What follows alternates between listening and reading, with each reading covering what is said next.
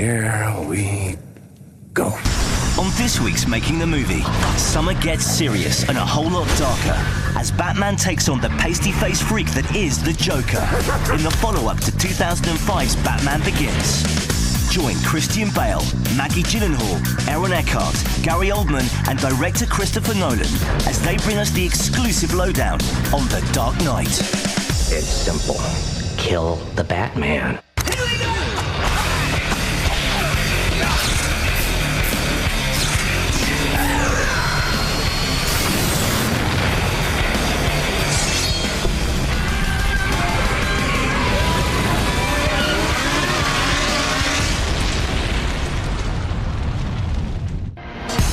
Fed up with the mundane sequels and superhero retreads that Hollywood has served up so far this summer? No! Well, ripping into that blanket of bland is The Dark Knight, reuniting Christian Bale with director Christopher Nolan, who returned to a crime-ridden Gotham City. This town deserves a better class of criminal. Coming up over the next 30 minutes, Christian Bale reveals the comforts of the redesigned Batsuit. The new Batsuit was so much more comfortable, so much more advanced than the first one. There's like 110 parts to this one. There were 3 to the original. Gary Oldman on the desire to work with his director. If you're going to work, then work for Chris Nolan. And Maggie Gyllenhaal on the pressure of being in this summer's most anticipated movie. Well, hello, beautiful. You look nervous. There's this shocking amount of scrutiny, that comes with being in a movie like this that's scary. But first, after the success of bringing Batman back as a relatable hero in Batman Begins, director Chris Nolan faced the monumental task of creating a sequel to what is regarded as one of the best comic book movies of all time. I was a little unwilling to do a sequel. I was a little worried about doing a sequel because we'd taken a lot of risks with Batman Begins. We'd done something we felt was quite different and got away with it. People seemed to like it. So there is a part of you that thinks, well, why roll those dice again? But ultimately, you want every film to be a challenge, and the challenge of making a sequel, something I'd never done before, the challenge of trying to build on what we'd done and do something better, that started to appeal to me. And that appealing nature spilled over to his returning leading man.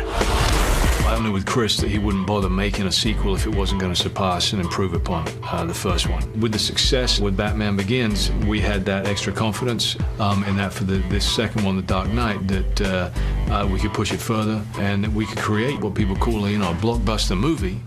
Has all the spectacle of that, has the stunts, the explosions and everything.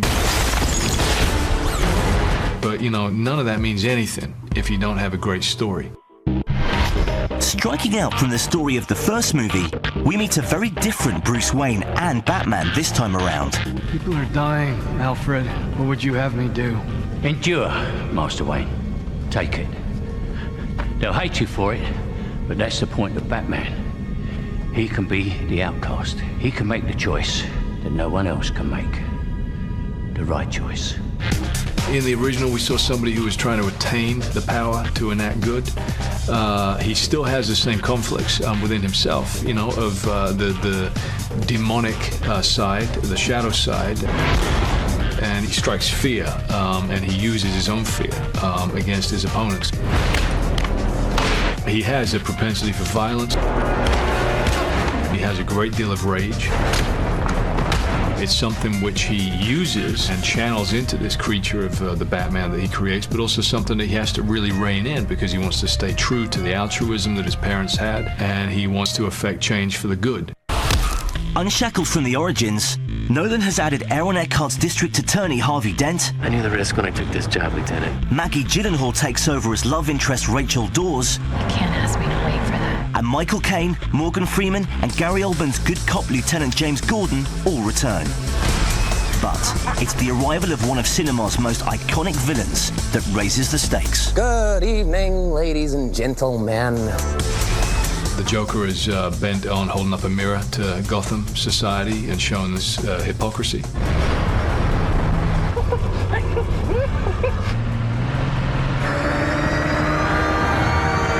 Is uncompromising. He deals in chaos and anarchy and destruction, and that's it. And that's all that he wishes for, even if that means his own self-destruction. Now there's a Batman. how do you beat somebody who is happy for themselves to die? Oh, you want to play? Come on. I really just got hooked by the notion of wanting to see the Joker in this telling, in this environment. The tease at the end of Batman Begins, which we really only had there, you know, as an exciting thing for the end of that movie. Here's my card. I got hooked by that tease, that notion of, okay, we've established a more real telling of Batman's story, a grittier, you know, more real-world view of it. Who would the Joker be in that? So what are you proposing? It's simple. Kill the Batman.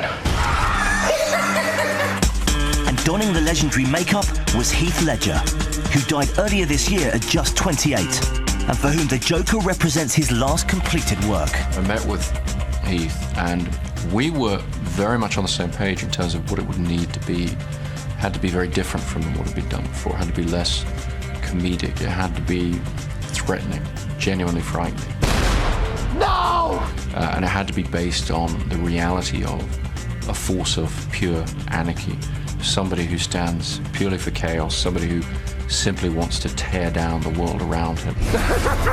Heath completely got that and had this quality of fearlessness. He could do it, he knew he could do it, and told me as much, and that was enough for me.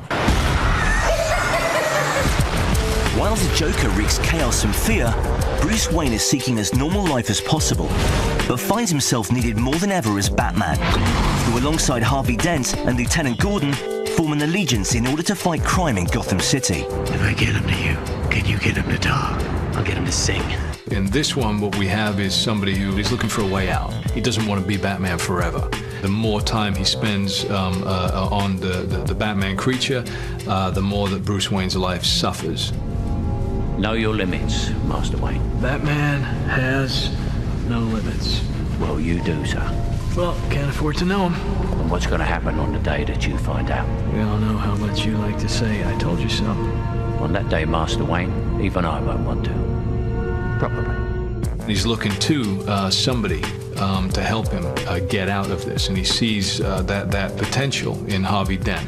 We're going after the mob's life savings. Things will get ugly. I knew the risk when I took this job, Lieutenant. Gotham City is in the midst of a huge crime wave. The citizenry is afraid to go out in the streets. Harvey Dent is basically the man who's going to stand up and fight crime in Gotham City. They're all going to come after you now, and not just the mob. Politicians, journalists, cops, anyone whose wallet's about to get lighter. Are you up to it? They call him the White Knight, you know, Batman being the Dark Knight. So he works with Lieutenant Gordon and law enforcement to, you know, clean up the mob. We've been happy to let the Batman clean up our streets for us until now. Things are worse than ever! Yes, they are. The night is darkest just before the dawn. But the problem is that Batman has created an environment which is attracting freaks to the city. The ultimate freak being Heath Ledger's Joker. And here we go. Who is a man just bent on destruction and is a formidable foe because there is nothing that you can use to leverage him. Well, hello, beautiful. You look nervous. And he pushes Batman's buttons and attempts to show that even Batman, who is uncompromising, will break his own code of ethics, which is his one rule, that he will not kill. I've seen now what would have to become to stop men like him. Oh yeah, we don't know how to police a villain like this. I mean, it's just total mayhem. He'll rob the bank, steal the money, burn the money. Because he doesn't want the money. How do you police a villain like that? This town deserves a better class of criminal. And I'm gonna give it to them. Tell your men they work for me now. This is my city. It won't work for the freak. Why don't we cut you up into little pieces and feed you to your pooches? And then we'll see how loyal a hungry dog really is. It's not about money. It's about sending me message. The great thing about what Chris has done with all these characters, he's intertwined everybody and then strung them together with this magnificent performance by Heath playing the Joker. So he's pushing the action forward. He is the menace of Gotham City, and we have to come together as a group in order to fight him. That's basically Batman in a nutshell.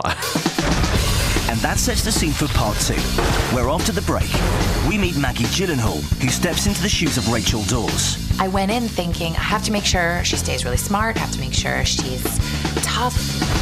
Chris Nolan on the admiration for his leading man. Christian's challenge in this film was really greater than it was in the first film. And Christian Bale reveals how the new Batsuit made crime fighting easier. I could do all of the fight sequences myself. It wasn't as tiring. It's better in every way.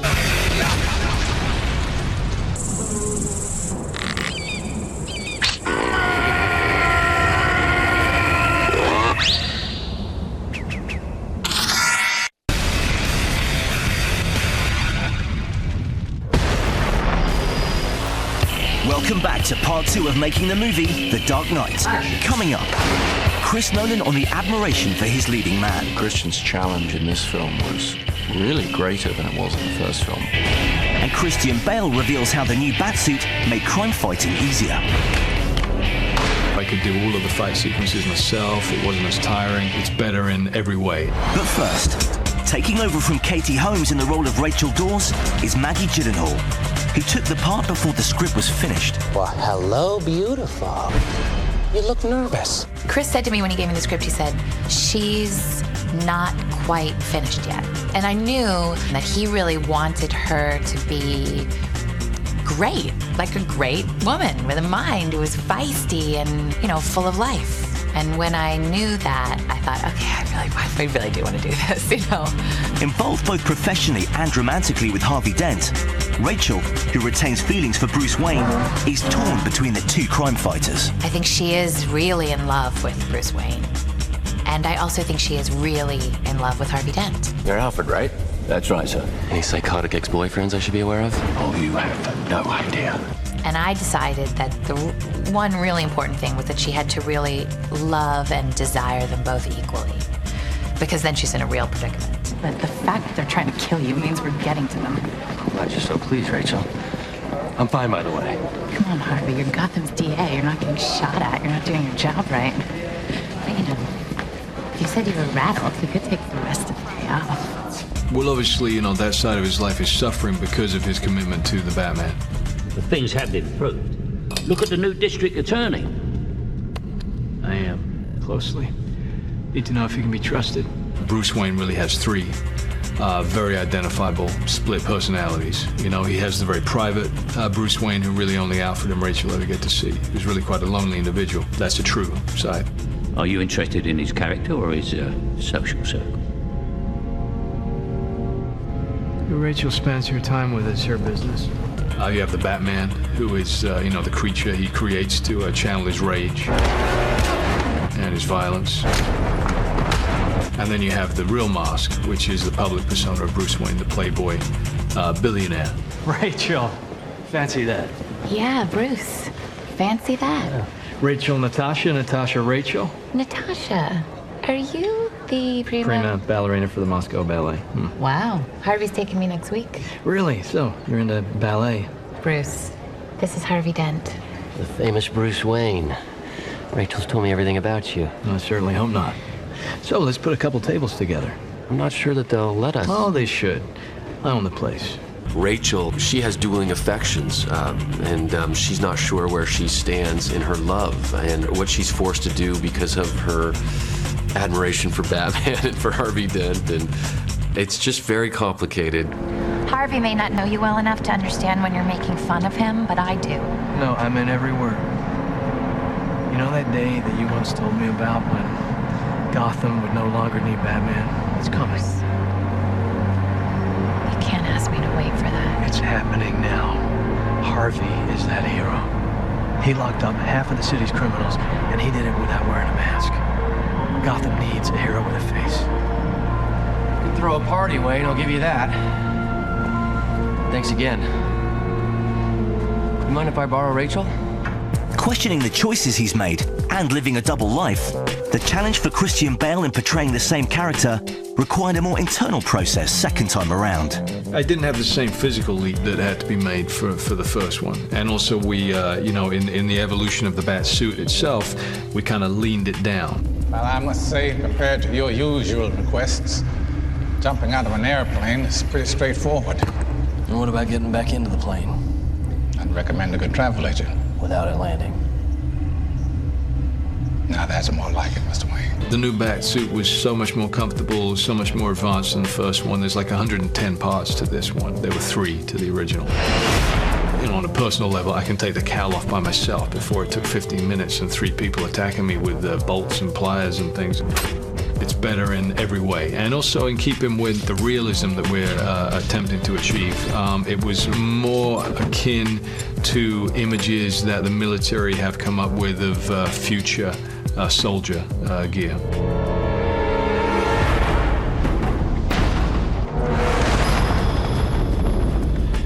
We use this KC fighting method as the martial art that Batman uses. With the first one, I actually was having to fight against the suit to achieve that. With this one, it was compatible with it. So I could do all of the fight sequences myself. It wasn't as tiring. It's better in every way. Christian's challenge in this film was, I think, really greater than it was in the first film. People are dying, Alfred. What would you have me do? Endure, Master Wayne. Take it. They'll hate you for it, but that's the point of Batman. He can be the outcast. He can make the choice that no one else can make. The right choice. He's competing with more characters this time. There is this problem with expanding a sequel, which is you do wind up putting more and more characterizations in there. You wind up expanding the story in all directions, and so he has to keep the film anchored. He has to keep Batman at the heart of the film. Today I found out what Batman can't do. He can't endure this. Just as effective in his role was Chris Nolan, who was the man in charge, left his cast gushing with praise for how he crafted one of the most anticipated sequels of 2008.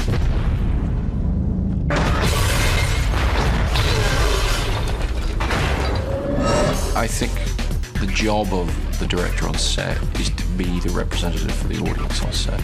That's really the way you have to think of the job. That's really how you have to visualize what it is you're shooting, whatever the scale of the film. You have to not really be paying attention to the physical reality of the production method that's going on around you. You have to be able to screen all that out and develop a kind of tunnel vision and really just look at what's going to be in the frame and how that's going to advance the story for the audience. I will always want to make a movie with Chris. I think he's one of the finest filmmakers out there. It would have felt very strange and unnatural to be making this movie with anybody else. I want a floor-by-floor search of the entire building. I've never seen him get angry and I've never seen him raise his voice. You just feel very safe and comfortable with him. He always has an answer. He's always calm. He doesn't overshoot. He doesn't tire his crew and his actors out. When he has what he needs, we move on. He will watch a take and say, yeah, it was very good. Thanks a lot. See you later. Moving on. And that takes a lot of confidence. And Chris has it. Yeah, there's other people that are screaming around you, and you've got, the Oliver Stone that just wants to mind you and all. You know what I mean? Action. There's no room for anything else. You have to come to work absolutely prepared and inspired. You have to be there ready to go. In a way, that's very calming. And on the other hand, there's this shocking amount of scrutiny, that comes with being in a movie like this. That's scary. That's it. Action. We feel a huge sense of nervous anticipation about getting the film out there. I think we feel very confident that we made the film that we thought it was a good idea to make at the time we started to make it. It's now for the audience to decide whether we were right about that. And that's an exciting time, but also it's definitely frightening. Well, hello, beautiful. You look nervous. And so, having raised the bar for all comic book movies to follow, the only remaining question is, will The Dark Knight return for a third installment in this reinvigorated franchise? Absolutely, if Chris is willing. That's the person to ask. It's all up to him. I really have no idea whether I would do another Batman film. I didn't think I would do a second one when I was doing the first one. It was really down to story elements that I really wanted to pursue. So I would never say never, but the truth is, you know, we haven't held anything back for another movie. This is a very definitive version of Batman, I think. Now there's a Batman. We tried to really make it as complete as it could be.